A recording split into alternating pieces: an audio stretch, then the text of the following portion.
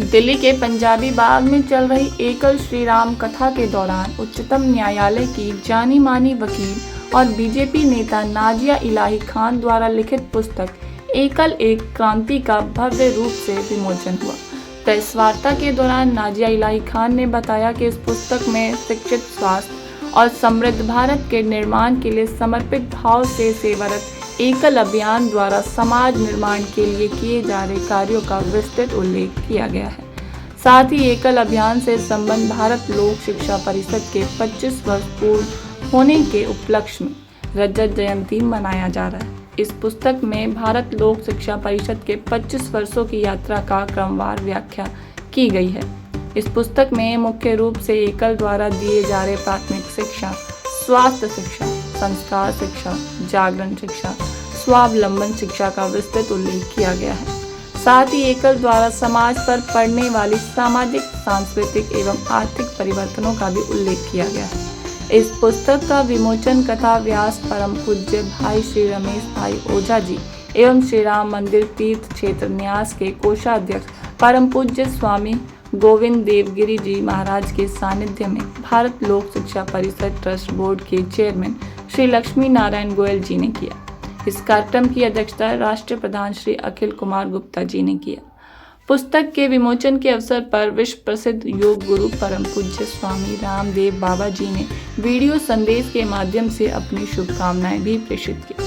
इस अवसर पर लेखिका नाजिया इलाही खान, भारत लोक शिक्षा परिषद ट्रस्ट बोर्ड के चेयरमैन लक्ष्मी नारायण गोयल, मुख्य संयोजक सुभाष अग्रवाल, नरेश कुमार, सुरेश कुमार जिंदल, विवेक नागपाल, मुख्य यजमान अनिल गुप्ता, मैनेजिंग कमेटी के चेयरमैन नीरज राय जादा, राष्ट्रीय प्रधान अखिल गुप्ता, राष्ट्रीय उप प्रधान संजीव टेकरीवाल, राष्ट्रीय महामंत्री राजीव अग्रवाल, राष्ट्रीय संयुक्त महामंत्री सुनील गुप्ता, राष्ट्रीय कोषाध्यक्ष श्री विजय गुप्ता, राष्ट्रीय संयुक्त कोषाध्यक्ष श्री ब्रिजमोहन अग्रवाल, केंद्रीय अभियान प्रभारी एकल अभियान श्री राजेश गोयल, पश्चिमी दिल्ली चैप्टर के संरक्षक राजेश गुप्ता, राष्ट्रीय कार्यकारिणी की सदस्य डॉक्टर कीर्ति गोयल सहित कई गणमान्य महानुभाव उपस्थित थे।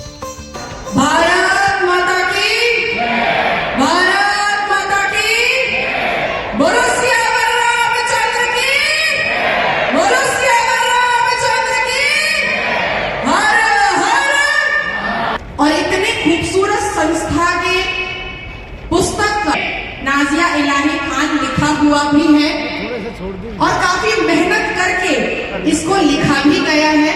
सबसे अनुमति है, अनुरोध है, रिक्वेस्ट है, इल्तिजा है कि इसको जरूर पढ़ें। समाज जिस ओर जा रहा था, समाज के लोग जिस ओर हमारी प्रथाओं को लेकर जा रहे थे, आप बहुत ही धार्मिक तरीके से भारत की सभ्यता, भारत के संस्कार, भारत की संस्कृति दर्शाया था। उन्होंने जब उड़ीसा जाकर के, जो झारखंड था, जब वहां पर वो गए और उन्होंने रिसर्च किया कि बच्चों को कैसे पढ़ाना चाहिए, कैसे समझाना चाहिए, तो उन्होंने सोचा कि खेल कूद करके, गा के, नाच करके हम शिक्षा को आगे बढ़ा सकते हैं। तो उसी को मद्देनजर रखते हुए, उसी को देखते हुए इस बुक को आगे लिखा गया है। और किसी भी तरीके का कोई भी टीआरपी या किसी भी तरीके का कोई भी पब्लिसिटी इनके बिल्कुल भी मेमोरेंडम में नहीं है। एकल एक ऐसी संस्था है जो अपने काम से जानी जाती है, अपने नाम से नहीं जानी जाती है। एकल वहां पहुंचती है जहां शायद कोई नेता और मंत्री भी नहीं पहुंच पाते हैं। एकल वहां जाकर के काम करती है जहां शायद हमें जाने में इनका इंतजार करना पड़ता है। एकल वैसे बच्चों को शिक्षा देती है जिनके बारे में हमें भी नहीं पता होता है या सरकार को भी नहीं पता होता है।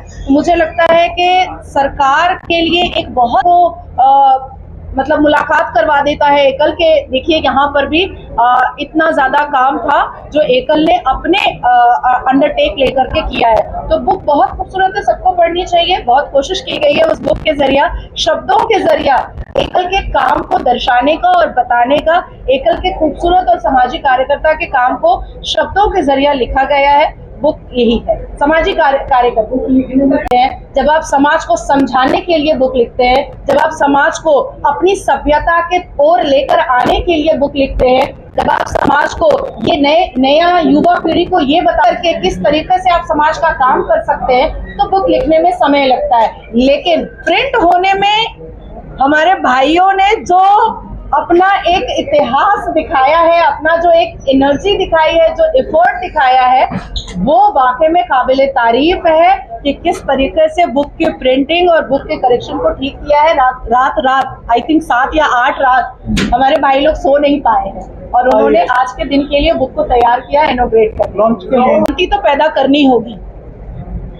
सबको पता है कि संभाजी महाराज के अंदर भी क्रांति थी, सबको पता है कि सरदार पटेल जी के अंदर भी क्रांति थी, सबको पता है कि हमारे शिवाजी महाराज के अंदर भी क्रांति थी, सबको पता है कि अगर हमारे वीर सावरकर नहीं होते तो शायद आज क्रांति हम नहीं याद कर पाते।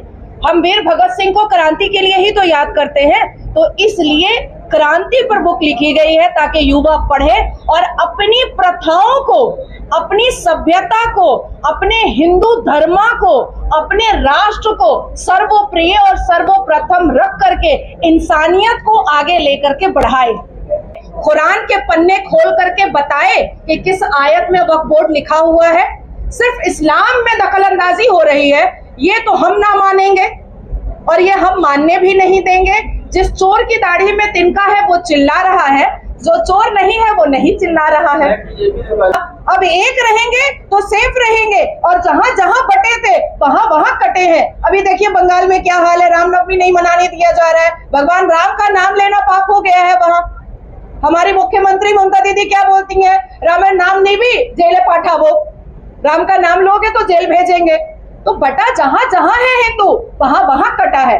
प्रवासी समाज है वह मुख्य धारा से बहुत कुछ कटता गया। परिणामतः अनेक विदेशी लोगों ने आकर के उनका शोषण भी किया, उनको धर्मांतरित भी किया।